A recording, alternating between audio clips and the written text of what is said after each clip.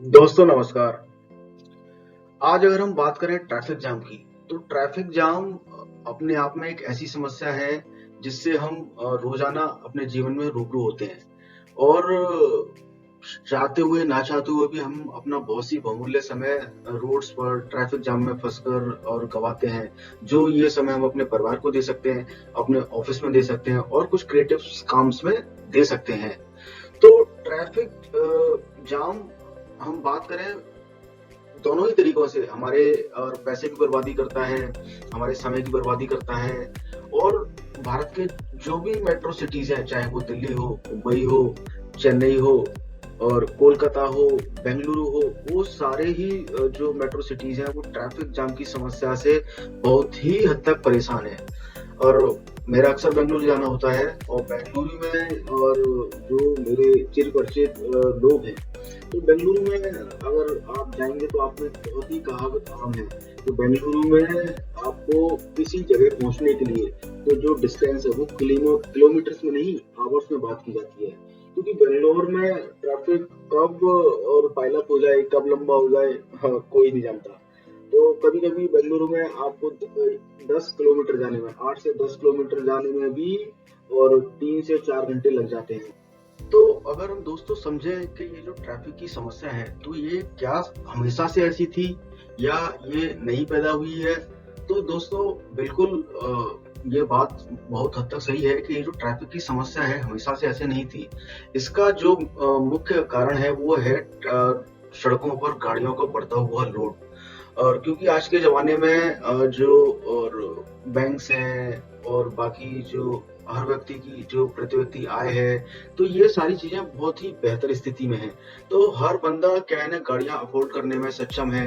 आप देखेंगे कि एक परिवार में और बाइक भी है, कार भी है और कई-कई परिवार में 4 से 5 गाड़ियाँ होती हैं। लेकिन अगर हम बात करें रोड्स की, इंफ्रास्ट्रक्चर की, तो वो जो इंफ्रास्ट्रक्चर है वो अभी उस तरह से जो हमारी सरकारें हैं वो डेवलप नहीं कर पाई हैं। वो लोग कोशिश कर रहे हैं, लेकिन जिस तरह से गाड़ियाँ रोड पे ऐड ऑन होती रहती हैं, उस तरह से जो हम बात करें जो हमें फ्लाईओवर्स चाहिए, अंडरपास चाहिए और जो सारी भौतिक सुविधाएँ चाहिए, वो चीज़ें बहुत हद तक नहीं हो पा रही हैं।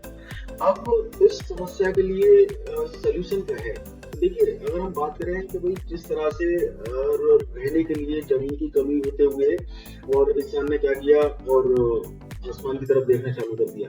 तो हमने क्या किया और हाई राइज़ बिल्डिंग्स बनाना चालू कर दिए। अब उन हाई राइज़ बिल्डिंग्स में हमने और फ्लैट्स बनाए सो दैट क्या है ना जब ज़मीन पर हम हॉरिज़ॉन्टली एक्सपांड नहीं कर सकते हैं, तो हमने वर्टिकली एक्सपांड करना चालू कर दिया। तो अब हम ट्रैफिक की बात करें तो क्या हम ट्रैफिक की समस्या से निजात पाने के लिए ऐसा कुछ कर सकते हैं? तो जवाब है बिल्कुल हाँ, हम बिल्कुल आसमान की तरफ देख के ही ट्रैफिक की समस्या से निजात पा सकते हैं। तो दोस्तों आज के हम इस वीडियो में बात करने जा रहे हैं फ्लाइंग कार्स के बारे में, कि हम कैसे फ्लाइंग कार्स को यूज़ करके ट्रैफिक की समस्या से एकदम निजात पा सकते हैं। फ्लाइंग कार सुनने में एक बहुत ही फ्यूचरिस्टिक वर्ड लगता है कि ये फ्लाइंग कार क्या है और ये सपना और हकीकत में साकार हो भी पाया है, नहीं हो पाया है। तो आज हम इसी और मुद्दे पे बात करने जा रहे हैं कि फ्लाइंग कार्स क्या होती हैं और जो ये सपना है वो हकीकत में साकार हुआ भी है या नहीं है। भारत में इस फ्लाइंग कार की क्या स्थिति है, विदेशों में फ्लाइंग कार की क्या स्थिति है और कब तक आप और हम फ्लाइंग कार में ट्रैवल कर सकते हैं। तो दोस्तों अगर आपके जहन में ये सवाल है कि क्या फ्लाइंग कार बन चुकी है, तो हाँ जनाब, आप बिल्कुल सही हैं। फ्लाइंग कार का आपका सपना सन 2022 में बिल्कुल साकार हो चुका है। और अगर हम बात करें फ्लाइंग कार, तो फ्लाइंग कार होती क्या है? तो देखिए, फ्लाइंग कार एक ऐसा रोडेबल ट्रांसपोर्ट है जो कि रोड पर दौड़ भी सकता है और ज़रूरत आने पर रोड से ही टेक ऑफ भी कर सकता है। और अगर हम बात करें फ्लाइंग कार को चलाने के लिए, जैसा कि आपके जहन में सवाल होगा, जैसे हम अपनी कार या बाइक चलाते हैं, तो क्या हम नॉर्मल ड्राइविंग लाइसेंस के साथ ही इस फ्लाइंग कार को चला सकते हैं? तो देखिए, अगर आप फ्लाइंग कार को रोड पर चलाना चाहते हैं तो उसके लिए आपका ड्राइविंग लाइसेंस ही काफ़ी है। लेकिन अगर आप अपनी फ्लाइंग कार को लेके आकाश की बुलंदियों में छा जाना चाहते हैं और दूर दूर आसमान में सैर करना चाहते हैं, तो उसके लिए आपको एक पायलट लाइसेंस की ज़रूरत होगी। तो दोस्तों वर्ल्ड की पहली फ्लाइंग कार का सफल परीक्षण हुआ है स्लोवाकिया में, और इसके फ्लाइंग कार के निर्माण का जो पूरा श्रेय जाता है वो प्रॉपर स्टीफन क्लेन को जाता है, जो कि 1980 के ही दशक से और फ्लाइंग कार के निर्माण में लगे हुए थे, और उनके ही अथक प्रयासों के बाद फ्लाइंग कार का ये सपना साकार हुआ है। तो प्रोफेसर साहब ने अपनी इस फ्लाइंग कार का जो नाम रखा है वो एयर कार रखा है, और ये एयर कार एक ऐसी कार है जो रोड पर चलने से लेके और आसमान में उड़ने तक बहुत ही एक बहुत अच्छा रोडेबल ट्रांसपोर्ट है। इस फ्लाइंग कार ने हम बात करें जो अपनी पहली यात्रा और पूरी की थी, तो वो 28 जून 2021 को की थी। ये स्लोवाकिया देश के अंदर ही की थी। यहाँ पर इसने 2 एयरपोर्ट के बीच में, और नित्रा एयरपोर्ट और ब्रेटिस्लावा एयरपोर्ट के बीच में 35 मिनट की दूरी इस फ्लाइंग कार ने बहुत ही सक्सेसफुल तरीके से पूरी की थी। तो दोस्तों आइए देखते हैं जो कार क्लीन इंजन कंपनी ने बनाई है वो कैसी दिखती है, किस तरह से आसमान में उड़ती है।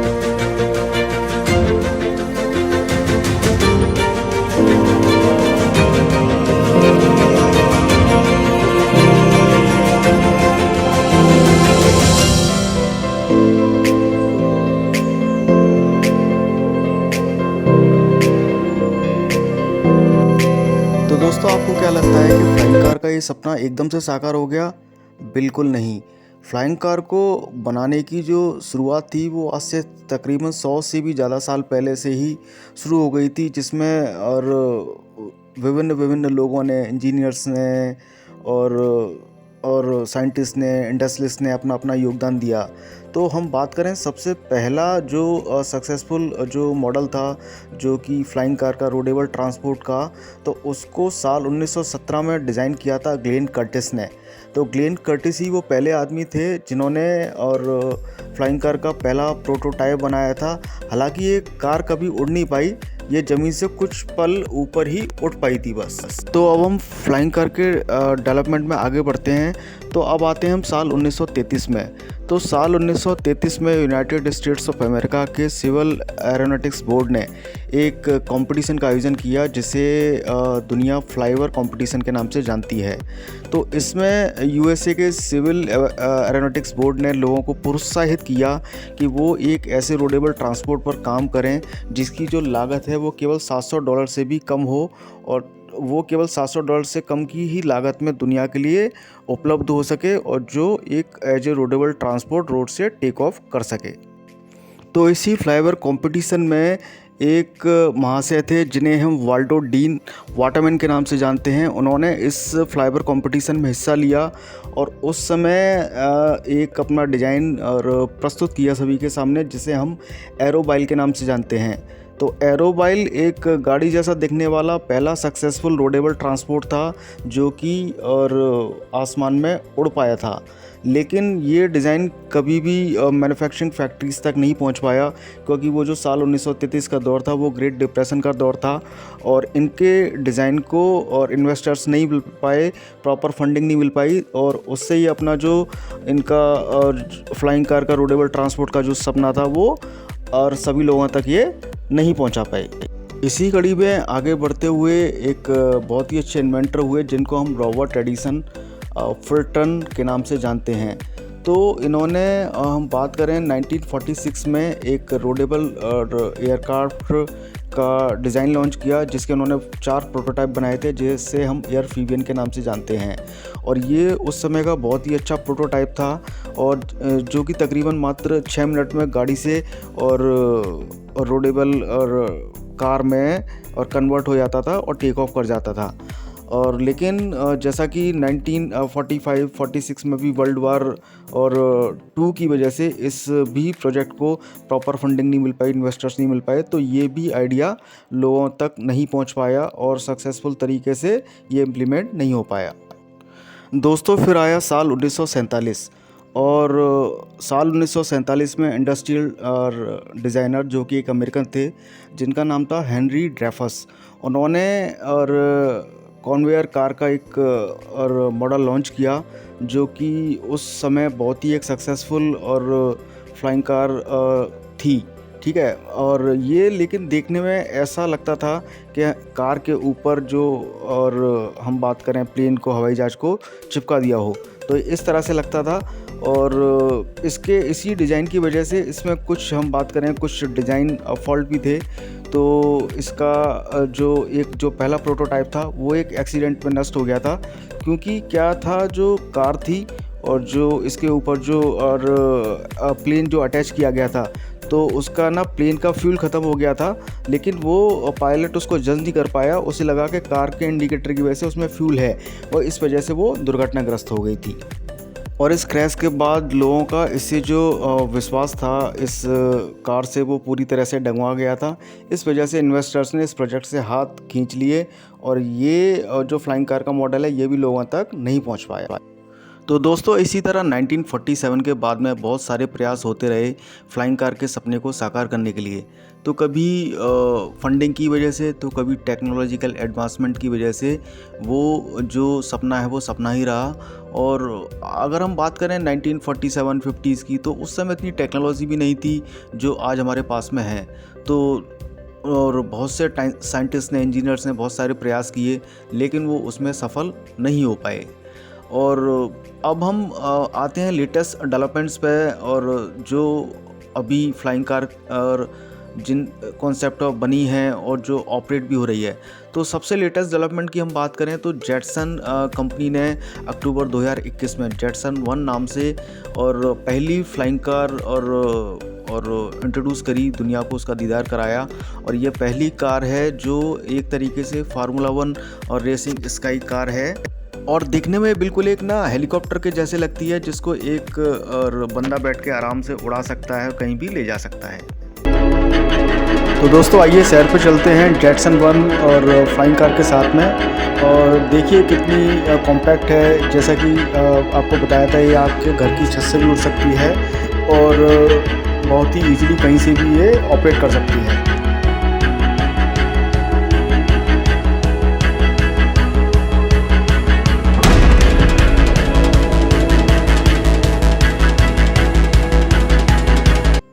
तो जेटसन की हम बात करें तो इसे एक स्वीडिश कंपनी ने बनाया है, और इसे जेटसन 1 नाम से जाना जाता है।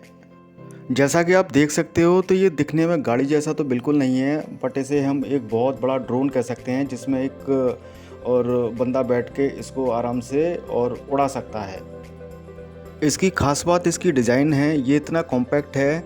अगर हम बात करें और जैसे और नॉर्मल जो रोडेबल और ट्रांसपोर्ट होता है, फ्लाइंग कार होती है, उसको एक रनवे चाहिए उड़ने के लिए, इवन हेलीकॉप्टर को भी एक प्रॉपर हेलीपैड चाहिए उड़ने के लिए, बट ये इतना कॉम्पैक्ट है कि आपके और घर की छत से भी आराम से उड़ सकता है। टोटल वेट की हम बात करें तो ये तकरीबन 86 किलो का और मतलब एक ड्रोन कह लीजिए या फिर एक आप फ्लाइंग कार कह लीजिए, वो है। और जो बंदा इसमें बैठ के इसको उड़ाएगा वो 95 केजी से ज़्यादा का नहीं होना चाहिए। और सबसे बड़ी जो इसकी खासियत है वो ये है, आपको इसे उड़ाने के लिए किसी भी पायलट के लाइसेंस की ज़रूरत नहीं है, क्योंकि यूएस के लॉज के अनुसार एक सिंगल सीटर इस तरह के ड्रोन को उड़ाने के लिए किसी भी पायलट के लाइसेंस की आवश्यकता नहीं है, जो कि होममेड है। और पायलट का लाइसेंस ना लेने के लिए सबसे बड़ी जो कंपनी ने इसमें खूबी रखी है वो ये है कि कंपनी जेटसन 1 को केवल 50% असेंबल करके ही लोगों को बेच रही है। और 50% असेंबल का मतलब है कि आप इसको घर पे अपनी मदद से खुद असेंबल कर सकते हैं, जिसके लिए पायलट की लाइसेंस की आवश्यकता नहीं है। अब तक की सबसे सक्सेसफुल अगर हम फ्लाइंग कार की बात करें तो वो है एयर कार, जिसे स्लोवाकिया की एक कंपनी क्लेन ने बनाया है। इसकी खूबियों की बात करें तो सबसे जो बहुत अच्छी इसकी खूबी है वो ये है, इसको एक कार से और एक प्लेन में तब्दील होने में केवल 3 मिनट का समय लगता है। इसके अलावा इसमें BMW का 1.6 लीटर इंजन लगा हुआ है, जो कि इसे 140 हॉर्स पावर की और शक्ति देता है। और दूसरा ये जो कार है, एक ये 2 सीटर कार है, और 2 बंदे इसमें आराम से इसको बैठ के इसमें उड़ने का मज़ा ले सकते हैं।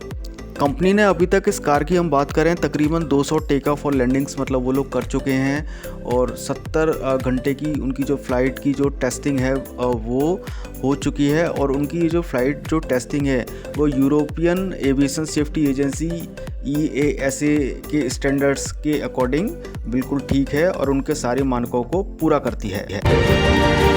तो दोस्तों आइए देखते हैं जो ये एयर कार है जिसे क्लेम विजन कंपनी ने बनाया है किस तरह से ग्लोबल ट्रांसपोर्ट से एक एयरप्लेन में कन्वर्ट होती है और आसमान की ऊंचाइयों तक मात्र 3 मिनट में छा जाती है।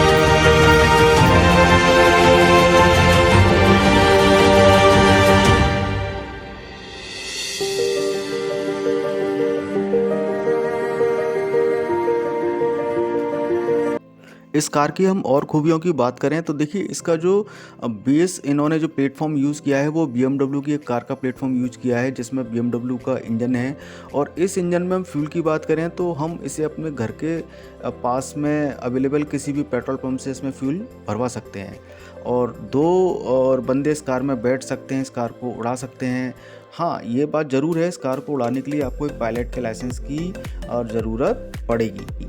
तो आइए अब हम बात करें हम इस कार को ख़रीद सकते हैं तो हाँ हम बिल्कुल ख़रीद सकते हैं और इसकी जो कीमत है वो तकरीबन $5 लाख से लेकर $1 मिलियन तक है। और 2023 के एंड तक कंपनी इसे और US में यूरोप में बहुत ही ईजिली तरीके से और कमर्शियली मार्केट में अवेलेबल बना देगी।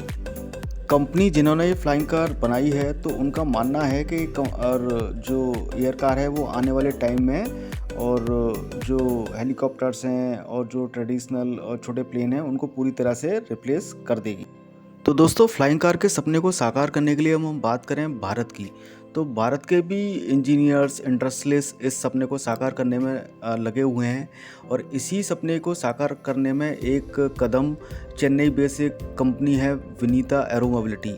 उन्होंने विनीता एरो मोबिलिटी ने एक और सपना देखा है फ्लाइंग कार को और लॉन्च करने का जिसकी दिशा में वो काम कर रहे हैं।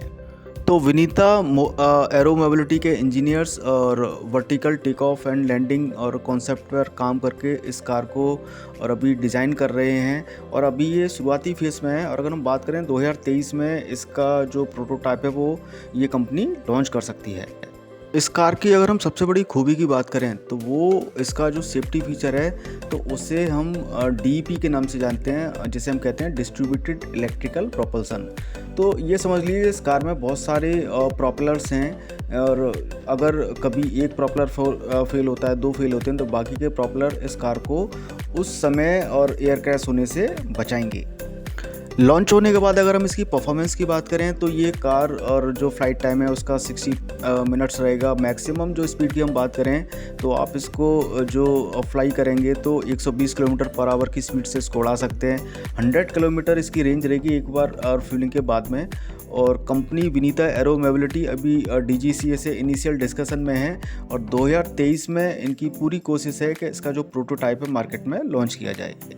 तो देखिए हम बात करें फ्लाइंग कार तो डेफिनेटली इसकी बहुत ज़रूरत है। जैसा कि हमने वीडियो के स्टार्टिंग से बात की थी कि ट्रैफिक का रोड पर बढ़ता हुआ लोड है तो ये आज के ज़माने की जो है ना एक डिमांड है, एक टेक्नोलॉजी है जिसकी हमें बहुत ज़रूरत है। लेकिन इस टेक्नोलॉजी की भी बहुत सारे लिमिटेशंस हैं। तो अगर हम लिमिटेशंस की बात करें तो पहली चीज़ है कि फ्लाइंग कार्स को उड़ाने के लिए जो और बंदे रहेंगे उनको ना पायलट के लाइसेंस की ज़रूरत है जो कि एक ही बहुत ही महंगा काम है। उसमें बहुत सारी ट्रेनिंग, बहुत सारा पैसा इन्वॉल्व होता है। और उसके बाद में हम बात करें फ्लाइंग कार का जो डिज़ाइन है वो बहुत ही कॉम्पैक्ट होता है। बट जैसा कि कभी आप ना हवाई जहाज़ में अगर और गए होंगे और आप उड़े होंगे तो आपने देखा होगा कि जब वेदर ख़राब होता है तो बहुत सारा टर्बुलेंस होता है और उस टर्बुलेंस को झेलने के लिए इस फ्लाइंग कार का डिज़ाइन जो है वो बहुत कॉम्पैक्ट है। तो उस समय इसमें और ड्यू टू बैड वेदर और एक्सेस टर्बुलेंस इसमें क्रैश भी हो सकता है। उसके अलावा जो फ्लाइंग कार हम बात करें जब बहुत सारे लोग ले लेंगे तो गवर्नमेंट को, बहुत से देशों की गवर्नमेंट्स को इनके नए नए सेफ्टी नॉर्म्स भी बनाने पड़ेंगे कि किस तरह से और स्काई में कम्यूट करेंगे और बिना एयर क्रैश किए आराम से और ये सारी फ्लाइंग कार्स आराम से उड़ सकेंगे। तो दोस्तों आशा करता हूँ आपको आज का ये टॉपिक फ्लाइंग कार्स के ऊपर मेरा बनाया वीडियो और बहुत ही पसंद आया होगा। तो आपको अगर ये वीडियो पसंद आए तो मेरे और चैनल को और सब्सक्राइब करिए। जिससे कि आप इस तरह की टेक्नोलॉजी से आगे भी रूबरू होते रहें। तो please subscribe to my channel training and blogs by Mohit Singh. तो दोस्तों विदा लेते हैं, आगे फिर मिलेंगे किसी और एक अच्छे वीडियो में, किसी और टेक्नोलॉजी में। तब तक स्वस्थ रहिए, मस्त रहिए।